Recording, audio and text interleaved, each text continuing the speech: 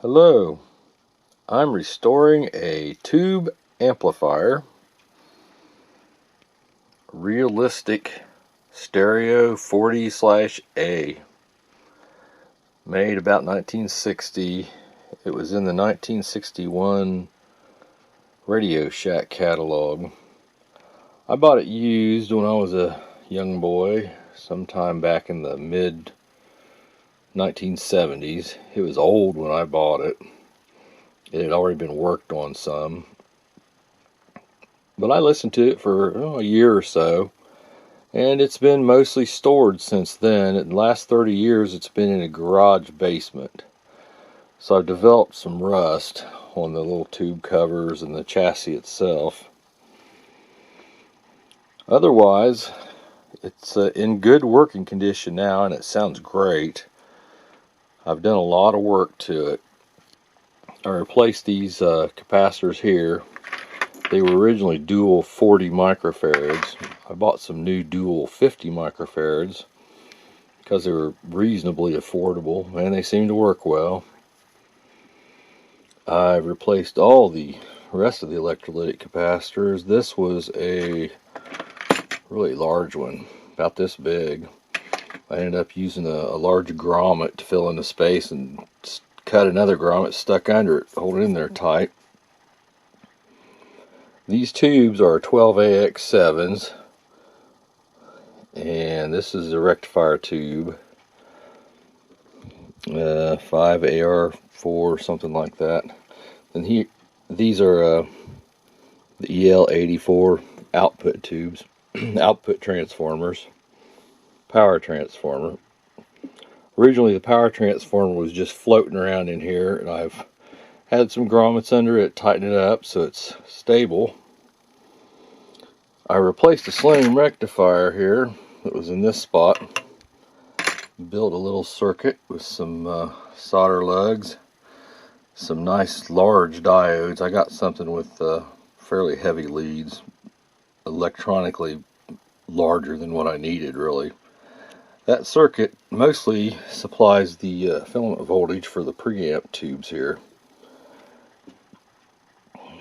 And I have a few little grommets and things up here towards the front that I'm probably just going to leave alone, even though they're old and cracked.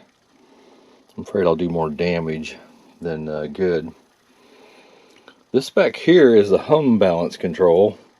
If that's set in exactly the correct spot, there's no noise in the background. It's just amazingly quiet. If it gets off a little bit, you'll hear some hum. Just needs to be adjusted once in a great while. Separate bass and treble for each channel. It's got inputs for a separate tuner or a record player, phono. That would come in through the preamp. Auxiliary, it skips the preamp circuit and just comes right directly into these 12AX7 tubes. Here is the rear view. This is a speaker phasing switch.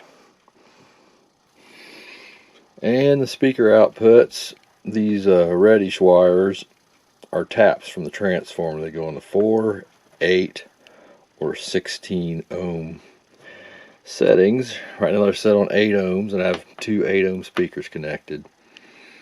And this is the phono inputs, and this is the auxiliary inputs, which I have been using a CD player just to test this thing out. It works really great. I did replace one of the tubes. This one right here. It's nice silvery shiny on top. This is what the old one looked like. The silvery getter was gone in it. The rest of the tube's working great. Now I'll show you what else I've changed on the bottom. Here is the bottom of the amplifier. I've changed out quite a few components. This resistor, which was a orange resistor like this, about a 10 watt, it was open, so I didn't have any voltage for most of my power supply. And I had a resistor here as an orange one like that when it was open.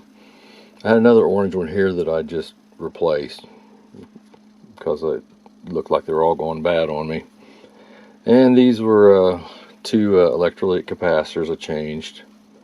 These resistors are in the output, the tube output part of the circuit. I only had one channel when I first got power, and then I found that resistor was open, and I just changed them both. And there's a 10 microfarad I changed. There's another one down in there, that one right there, and last but not least, this little 10 microfarad here. That was the most difficult part of the whole project, was getting down in all those wires to change those. I had a bad capacitor here. That's the original capacitor, 220 picofarads. I didn't even know what they were when I first saw them. And the one over here was bad, so I replaced that with a ceramic disc. The power cord, two-prong non-polarized, not the safest thing in the world. And this had the legendary death capacitor, as it's known, across the power inputs on the transformer. So what I did is took that out and replaced the cord with a nice grounded 3-wire cord. I soldered it to the chassis. I left a little extra wire on the neutral and the ground in case this thing ever does get pulled out. That'll be the last thing to get pulled. It'll probably pull out the hot wire first. I put a tie wrap thing here around it, help hold it in, and just left the whole thing on it. And before I put the cord in, I put a grommet in here. And there was like shielding on this. This is an old computer power cord I used, so I just wrapped that with some tape and a wrap. I'm really happy with the way this thing turned out. It just sounds so good.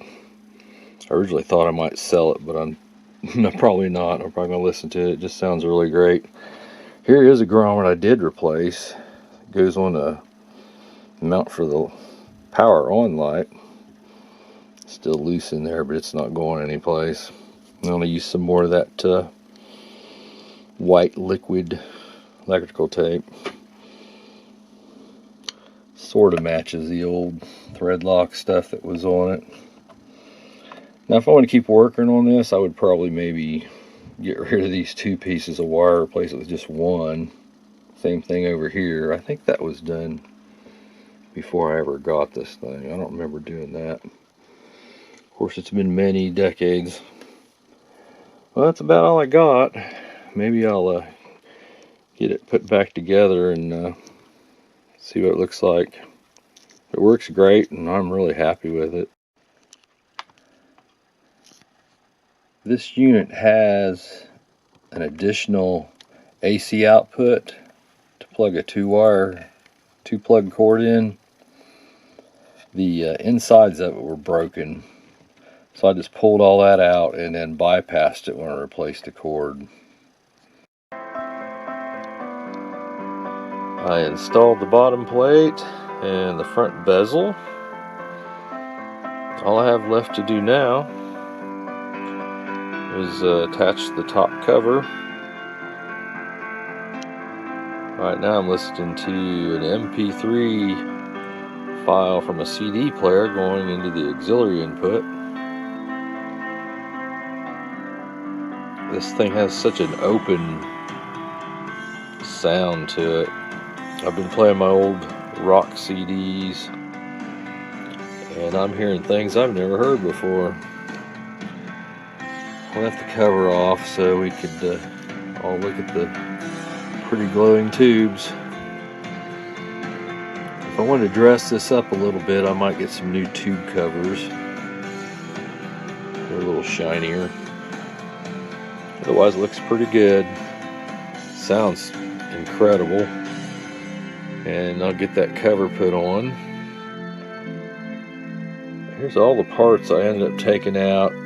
I spent probably close to $100 on parts and supplies, and I would hate to guess how many hours I spent on it.